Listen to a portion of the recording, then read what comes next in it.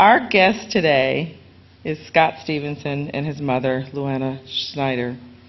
And I'm so excited about them, and I probably will mess up their names today or cry today because I got an opportunity to just talk to them a little bit last night, and they enlightened me and they inspired me and they taught me some new things. And I'm really excited that they're here as our guest today. But this is their first time in Nashville, so we have to give them a warm, fuzzy Nashville welcome.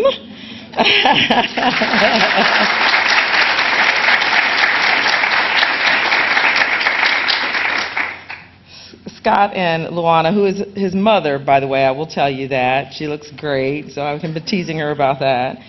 They started a nonprofit organization named Tempered Steel, and it's dedicated to promoting national awareness, education, and support for our severely injured military members.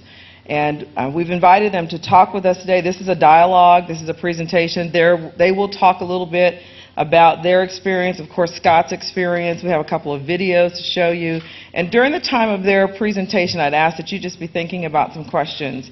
What they do really well is talk about what's happened and how they're dealing with it, and that the most important part of this program and what they're trying to accomplish is to increase public dialogue.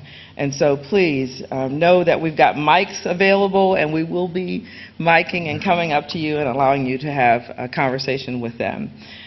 Just a little bit about the both of them, or Tempered Steel, because they're going to tell their story, but they really have been focusing over, I believe, the last year and a half on supporting those suffering the most debilitating traumas from Iraq and Afghanistan by encouraging this peer-to-peer support and dialogue. Scott, you have their bios in your program today, but I will tell you a little bit that you may not read there. Scott is, he's funny. I may be going. But Scott is so optimistic, and his stories make you both want to laugh and to cry. His mother describes him as lovable, and he hates that, but he says he agrees with her, he is lovable. Her passion is really obvious. She cares so much about this topic, so much about educating, so much about helping others to understand the importance of this dialogue and this conversation. And so thank you for coming today. Thank you for sharing in this conversation, and especially we thank Scott and Luana for being here. So without any more conversation from me, I'm going to start us off with a little video. This is Scott's story, and then the next we will hear is from both of them. So are you guys mic'd? I don't know. Yep. Okay. Yes. We'll turn it over to you now. Okay. Well, as you can see in the images, Scott has been through a lot in 5 years. And I will get teary-eyed, I'm sorry. As a mother and a caregiver, when you send your child out into the world, you expect them to make a go of it, to be proud of them, of their accomplishments. You don't expect to have them come home to you in pieces and you now have to take care of them like they're children again. Our story pretty much begins when, on November 25th, 2006, when Scott's Humvee hit an IED. The day I got the call was the day my life changed forever. I became a caregiver of my 22-year-old child. Scott had a less than 5% chance of survival. That was what we were told. He has burned over 66% of his body, third and fourth degree. He suffered 3 massive strokes, died twice, once in Baghdad and once in Germany. He almost lost his left arm. It was almost completely severed, and eventually ended up losing his left leg.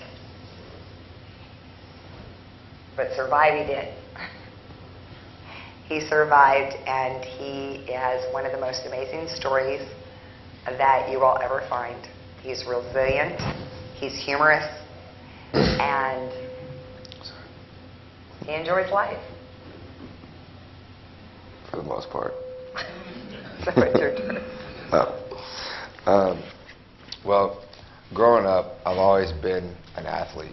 It's what I did. I enjoyed the physicality of it. I like putting my body to work. It's what made me who I am. So I grew up playing football, baseball, basketball, soccer, street hockey, whatever I could get into, anything. Eventually, tennis. As a senior in high school, I decided tennis was a good course during the springtime. I wasn't as good at playing tennis as I was observing it.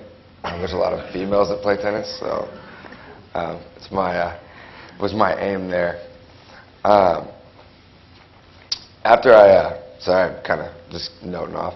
After I graduated high school, I was offered a football scholarship to go play at a JUCO, junior college that's around my area. I'm a huge KU fan, so I kind of opted out and went to KU. And decided that after about 2 months, me and the curriculum didn't get along. They wanted to study and go to school and class, and I wanted to party and hang out with chicks. That's what I do. So after about a year in Lawrence, me and the University of Kansas decided to amicably part ways, and I moved home for about 4 months before I joined the Army. I've always kind of had a drive, a love for the military. Watching military movies growing up, there was always something about it that drew me to it. And once I joined, I figured it out. It was the brotherhood. It was the knowing that I got your back, you got my back. I'm here for you, you're here for me. That's just how it was.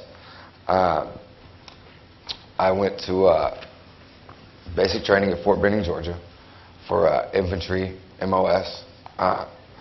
Excuse me. I went to airborne school, and then was sent to Fort Bragg, North Carolina, where I attended SFAS, the Special Forces Program. I broke my foot about a week into the course. Me and one of my buddies were on an off night and partying, and I kind of dropped something on my foot and broke my foot. So I was washed out and sent to Fort Richardson, Alaska, where I was there to help stand up the Airborne Infantry Unit. I was handed a SAW, which is a squad automatic weapon. Fires 100 rounds a minute. Awesome toy. And then from there, we trained and took a break and then trained some more. I went to Thailand, jumped with the Thai Army, got Thai jump wings, endured cold weather training in Alaska, which I could not understand for the life of me since I was supposed to be going to Iraq. And Why you trained at minus 75? Negative 75 is really cold. I don't know if you experienced it. But so we trained up and deployed on October 6th, 2006. When Scott called and told me that his unit was being deployed to Iraq, I immediately knew I wasn't going to get him back in the same condition that he was leaving in.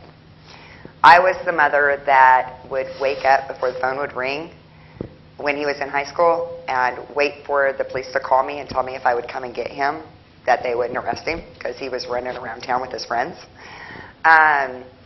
So I knew. It was just this innate feeling that I had that if he came back at all, he was not going to come back.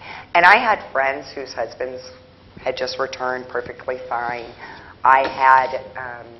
We knew a bunch of military. We weren't a big military family. But to combat my feelings on that, we started a blog. And I started a blog. And it was something where Scott could come on and communicate, and maybe it allowed me to get my feelings out about being the parent of a deployed military member and how I felt, my personal beliefs on him being injured and what would happen. Unfortunately, Scott deployed to Iraq on October 6, 2006. His Humvee hit an IED on November 25, 2006. So it quickly went from a "here's how I feel" blog to a medical update blog that was followed by his buddies in Iraq. It was followed by his command in Alaska, and that's where it went to. Sorry. It's up to you. So on November 25th, my Humvee drove over and improvised explosive device, a roadside bomb, composed of 4 large artillery rounds and 10 gallons of gasoline.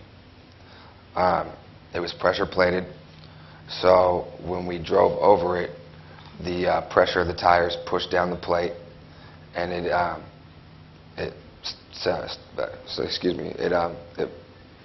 initiated the bomb. It blew up.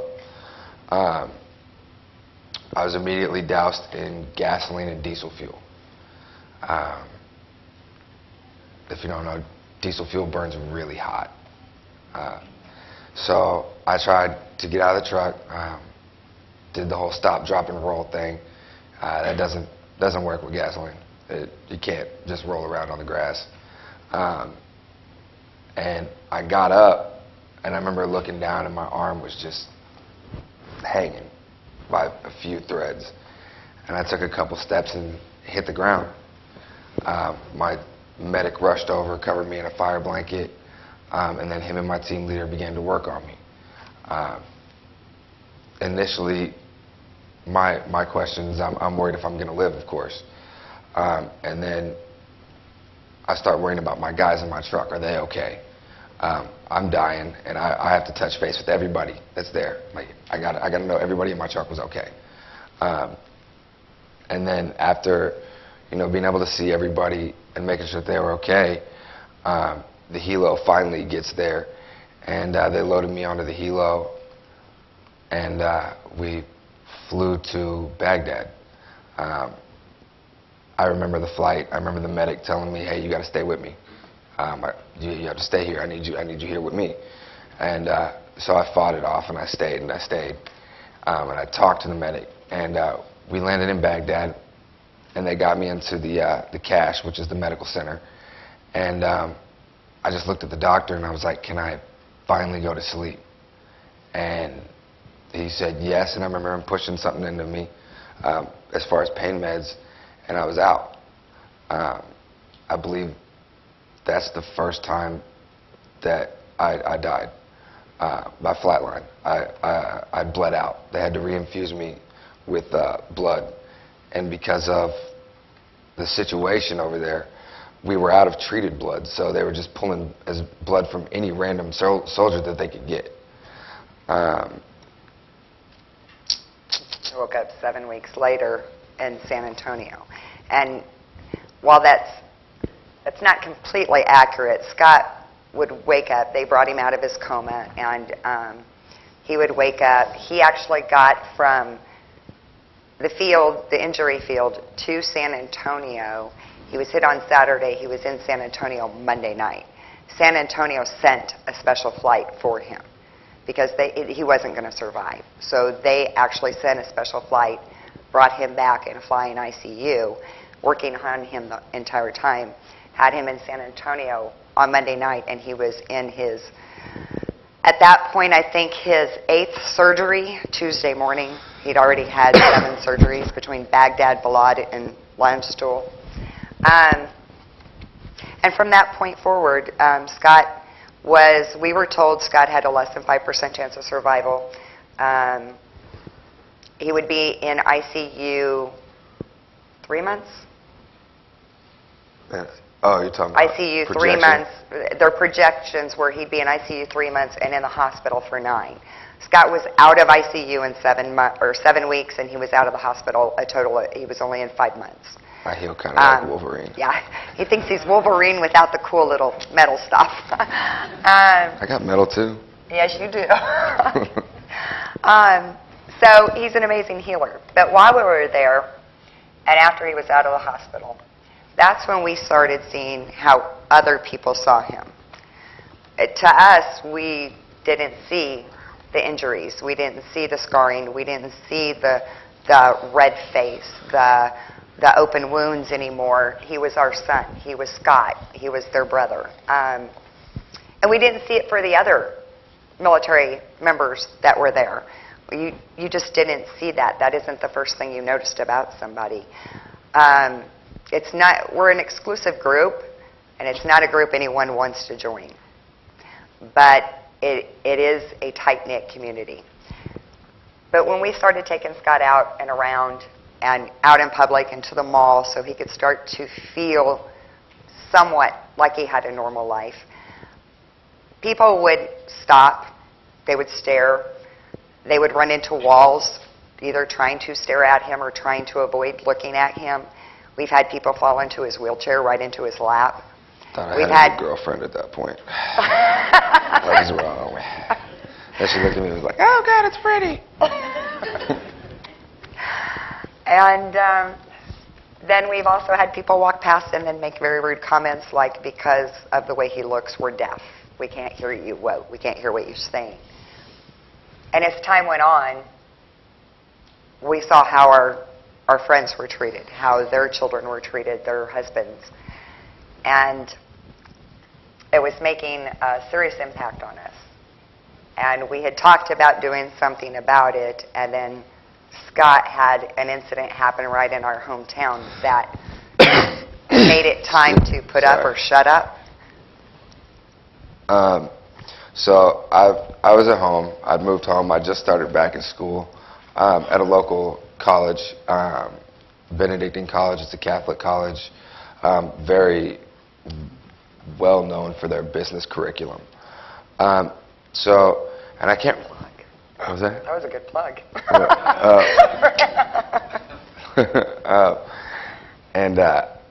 So I can't remember if I was going to school or from school that day. But anyway, I'm driving down, and I live in a small town, about 12,000 people. And I'm driving down the main street by the police station. I'm sitting at a stoplight. And I notice this girl in a power scooter. And she's coming up to the edge, and the front drops off, and it high centers her scooter on the curb. So she's trying to move, but it won't move it. And so I'm sitting at the stoplight, and I'm looking, and I'm like, okay, I see other people walk by. Nobody's going to do anything. Nobody's going to help her. You're just going to truck on by like nothing's going on and completely be blind to the fact that this girl's in need. And so I sit there, and as I'm sitting at the light, I see more people just go by, and I'm just starting to boil. I'm like, oh. So He has a very short boil point, PTSD. So the light turns green, and I pull through the light, and I whipped a Yui in the middle of the street and parked next to the police station. And at this time, I didn't have a prosthesis. So I hop out of the car on one leg with one good arm, hop down the block, grab the girl, the front of her scooter, I lift it up, put it back on the curb so she can continue about what she's doing. And she goes on, and people are staring at me while I'm doing this. Like, oh, it's a cripple helping a cripple. What's going on here? And so I was like literally just awestruck by people just sitting there, and they would watch, but you can't come out and help. Like I couldn't understand it. I couldn't comprehend it. And it upset me to the point I was cussing and swearing at people that were driving by. And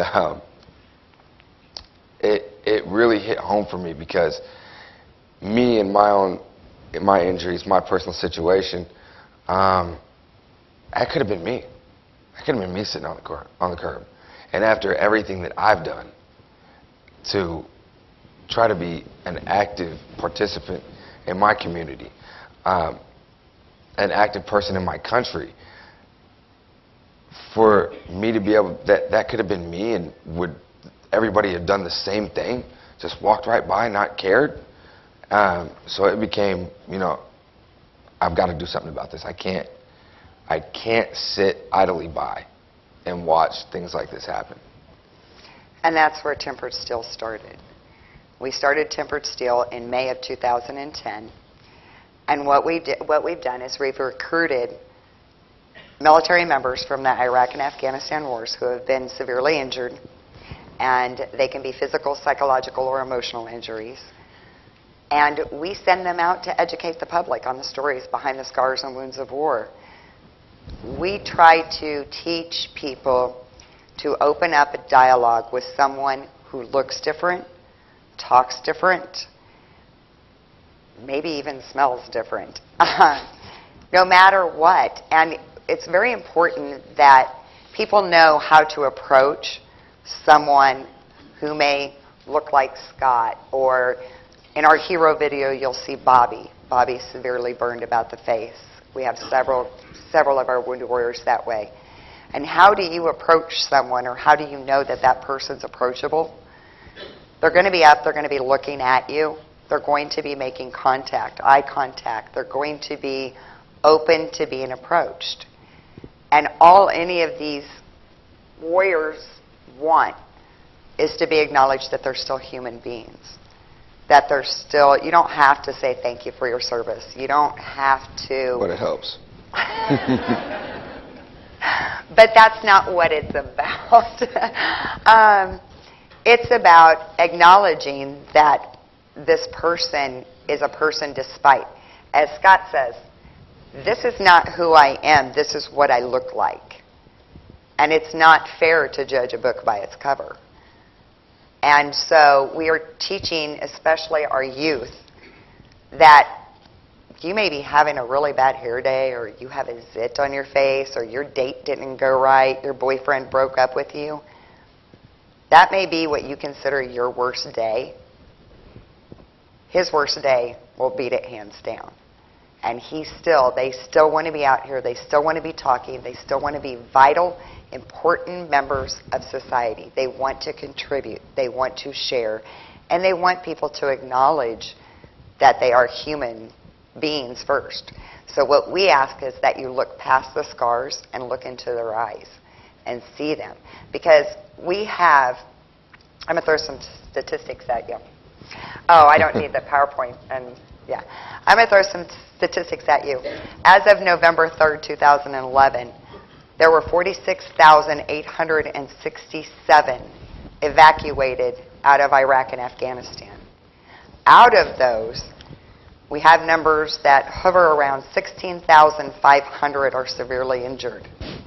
And from those numbers, around 5,000 are catastrophically injured, which means they fall into multiple categories, as Scott does. Missing a limb, maybe missing more than one limb. They have to fall into, I think, at least 3. Burns for Scott, amputation, TBI, post-traumatic stress disorder, but it has to be a combination. The numbers for triple and quadruple amputees have doubled due to Afghanistan and their new EFPs, which are explosive foreign projectile. Yeah, foreign projectiles. The burns are coming down, but the missing limbs are going up. With only 1% of our country serving, they don't seem like large numbers. But there is a wounded warrior, at least one, in every single community across this nation. There is at least one. And you may not know them. You may not know who they are. They may keep to themselves. They may hide. And as a community, we cannot allow that to happen. We cannot allow them to sit back and not be welcomed back into the community and not be welcomed back into society and not to feel like they belong and that they have something to offer. And they do. They have amazing stories. They have humor. they have. Some of it is very X-rated. And they have something vital to show, that they have gone through something so horrific and survived, and want to make their lives, their communities, a better place for everyone, no matter what your disabilities or disfigurements or infirmities may be. That's the word I was looking for. Well, and it doesn't help us as soldiers, injured soldiers, disfigured soldiers. It helps anybody in the public, anybody in the community. A child that maybe had an accident when they were younger and has lost a limb, or someone who has maybe a mental disability. It's going to help them as well, because it's going to help their peers, the community, see them as someone that can help versus someone that is a hindrance. We had an episode with Bobby Henline. He went and spoke to a school outside of San Antonio because there was a young kid that had got burned in a house fire. And the kids at school were making fun of him. And he didn't know what to do. So we had Bobby come in. Bobby speaks on Fire Safety Prevention Day. And by the end of it, the kid's a hero, and his peers actually are accepting him versus the way they were before, where they were picking on him. So it doesn't help just us. It helps everybody. This might be a great place for us to pause. We want to give you all an opportunity to ask questions. And so don't be shy. And we've been asked everything before, so there's nothing you could ask that would surprise us. So feel free to ask anything you want. Anybody feel brave and want to ask a question yet? Yes, great. We're going to... Hi. First, thank you for your service. Thank you. I think I speak for everyone. And I was wondering if you could give us one or two examples of an interaction that you would find appropriate, so that if we were to encounter somebody, give us maybe some concrete examples of what at least what you like or what you've appreciated. Me personally, I tell everybody I'm an open book. You can come up and ask me anything. I don't have anything to hide.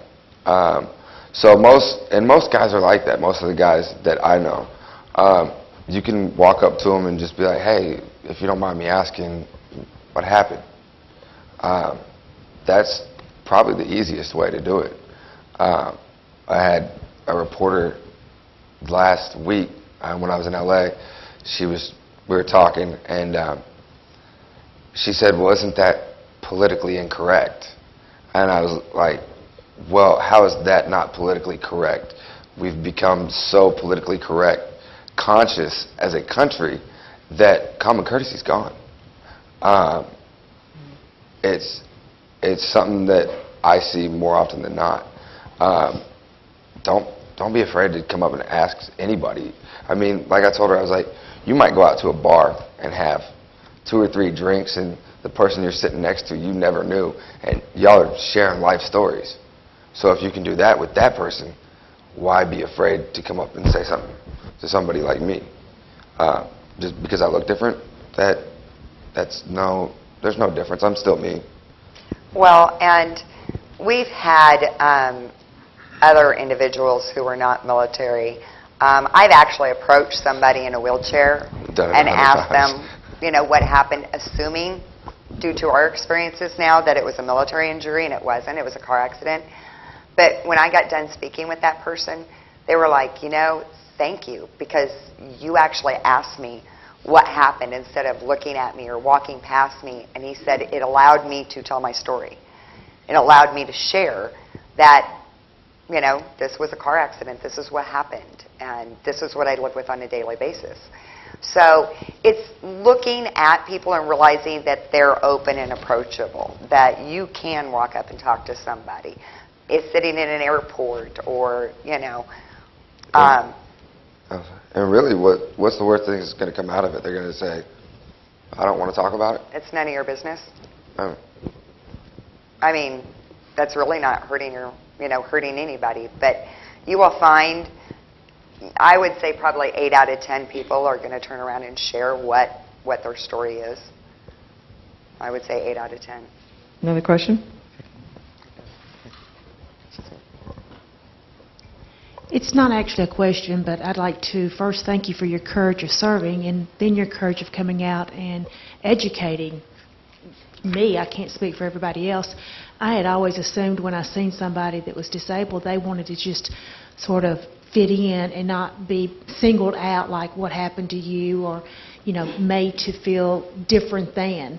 So now I do have a better understanding of maybe engaging them with conversation and making them feel more comfortable and more a part of. So I come today just because I appreciate what you did, the sacrifice you've made, and I just wanted to show support of the ones that have come back and that are living with injuries and just the effects of serving and keeping us free. So I basically just wanted to say that. And, maybe some of the people were like me and they didn't do it trying to be rude. They didn't know how to interact. And now I have a totally different, 49 years old and you find out something new. So thank you. Thank you very much. Well, and to go with that, in saying that somebody, doesn't want to be singled out and to fit in, the problem is that they know that they don't. So to them, it comes across as,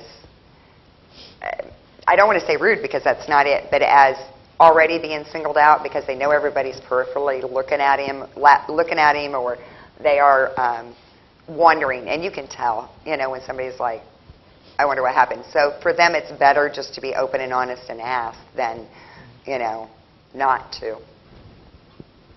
This fits great into our Cultural Inclusion Series model because it is about increasing our dialogue. Most of the times we don't want to talk about things that are obvious that may be differences in particular. We'd rather not talk about them, but in the way that you've described it, it gives us a different perspective, so thank you. I saw another hand. Where did I see it? Don't be shy. You took it. Okay. I am really not Oprah. I just want to be. First of all, welcome home, soldier. Glad you made it back.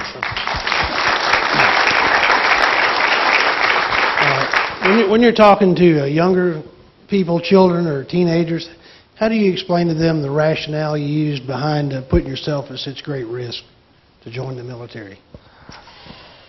Oh. That's the easy question for you. Yeah. How to help? Put yourself at Put such risk. yourself at risk. by joining them. I don't know. Most of the time I just talk to them. Kids are more interested in the injuries.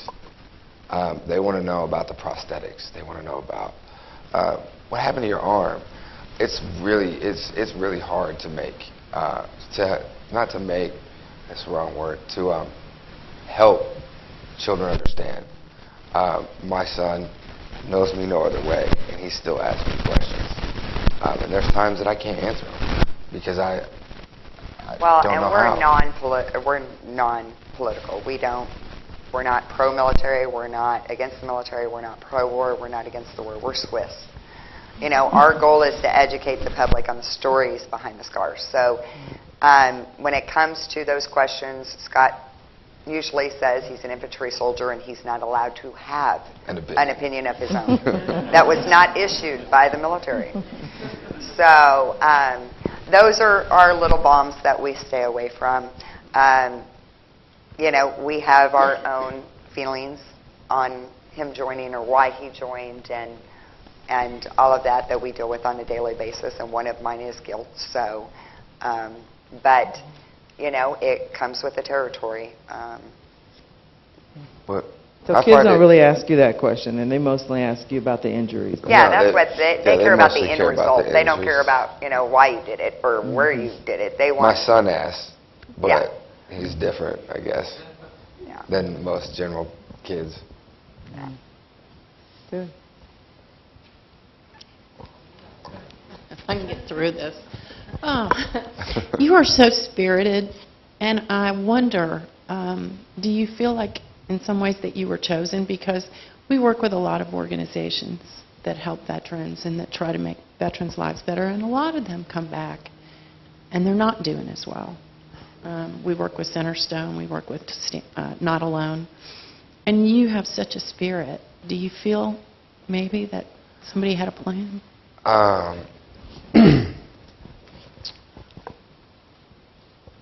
I wouldn't say, personally, I don't feel that I fall into a plan. I feel I'm lucky because I don't think anybody else in my truck would have survived it. The blast that I took the blast, most of it to my, was directed at me.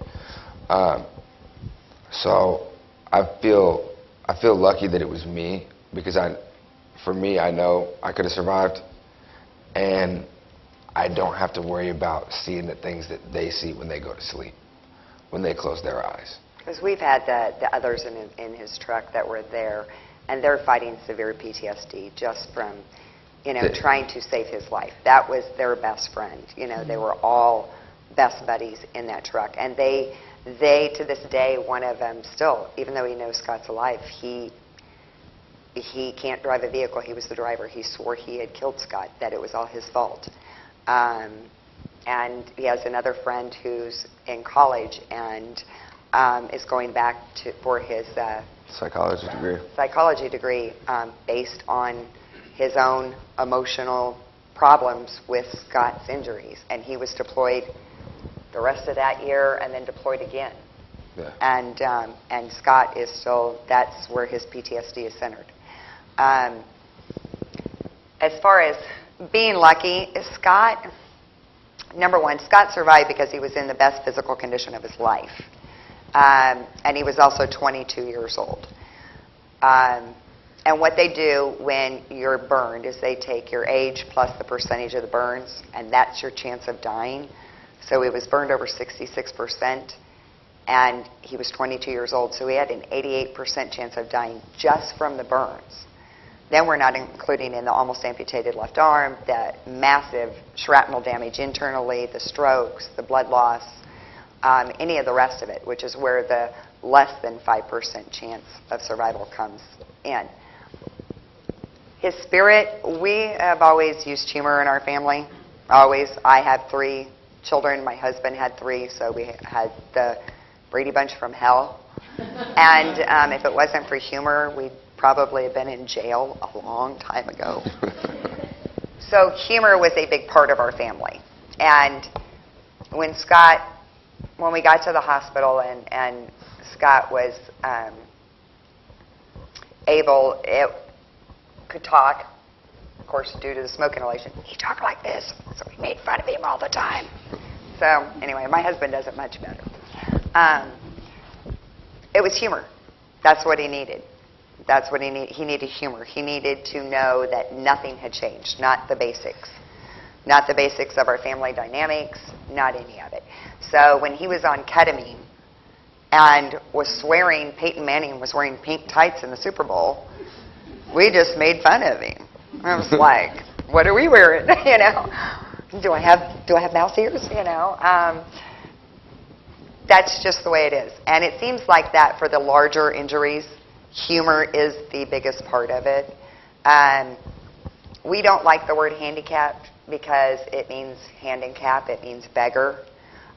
So unfortunately, which isn't PC, we use cripple or burn patient or lots of other ones that are X-rated. Barbecue. Yeah, he likes to say barbecue. He started a barbecue in Iraq and, left parts of his behind there. It's humor. That's what it is. It's what it has to be. If you don't see the humor in it, you'll sit around angry, you'll sit around upset, you'll sit around and what was the point of him surviving then? That's what it comes down to. What was the point of his survival if you're just going to be upset about it? Now, not to say we don't try to help those with PTSD that, that's where our peer-to-peer counseling comes in. Our speakers, they're the ones who are ready. They're the ones who are out there. If they're not ready, when we have those in our photo introspective, they're just not ready to be out there and speak, then our guys work with them. They talk to them. They, show them, this is the way, and it's better. It gets better. It takes time. We're almost 5 years out from injury, and believe me, we still have our dark days. We still have the days you just sit in the room and cry and just, why us? Why was Scott the one hit? You get up from that and you move on and say, well, we have to go forward from here. Thank you so much for your contribution, and thank you for being such a great mom. Oh. Yeah. She is a pretty good mom. You didn't say that a little while ago. Like everyone else in the audience, I want to thank you both for being here. As a mother, I totally understand the tragedy of watching your youth and having them come back into the home when they need help. The one thing I would like to ask is when we leave here today, we're all going to share your story with other people. Is there one thing that you would like us to say in particular, besides basically the story of how you were injured and how you survived? What message can we share? I'm better looking than him. I'm way hotter. No, you're out now. You're out. You're out. I'm not on fire. Gosh, what would it be? What would be the story? Or what? Don't be afraid to ask. Yeah. Don't be afraid to ask. Don't stare, ask. Yeah. I was actually going to get that tattooed on my neck. Then they are going to stare trying to read it. That's what I was about to say. They were going to be like, what does that say? Fear. So don't be afraid to ask. Is that Don't be the afraid to message? Don't be afraid to ask. Okay. There's no harm in asking. No. I said the worst you're going to get is I don't want to talk about it. Yeah. Have you ever said that to anyone? No. No, never. Ever since I've been injured, I've been talking about it. What does that do for you? It's an outlet. It's a release. Therapy. It's therapeutic. All of our guys, all of our speakers say that. It helps them heal too.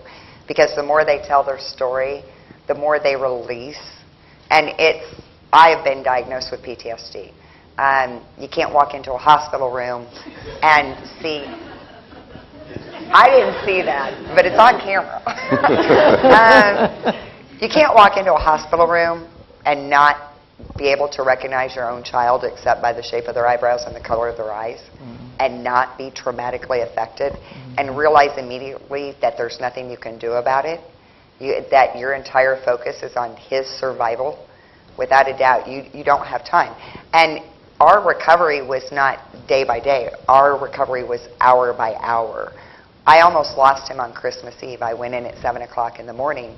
I was called back to the hospital at 9:30 in the morning, and I just left 2 hours before. And they always said, if you get that phone call, don't go in the low back room, because that means he's gone. And he had just been, I knew he was sick from the infections, but it wasn't like it was that bad. Well, within 2 hours, he was back on life support. Our recovery was hour by hour. It was minute by minute. It was one step forward and 85 steps back. And so you just couldn't. Again, it's not a club anybody wants to join. It's so unbelievably hard. We were told right away it was going to make or break our family. It would make or break my marriage. It would make or break, our children, friendships, everything. We have a very strong family. We have a very strong family. It's not broken our family. It's only brought us together and made us stronger. So. Other questions? I had something I was going to say, but TBI kicked in and I forgot. Uh-oh. Can't remember it. No, Scott's got so many funny stories. I don't know why he's not sharing them, but I will do a shameless plug, though, for HCA and tell you that his great nose work was done at one of our hospitals. If you share that.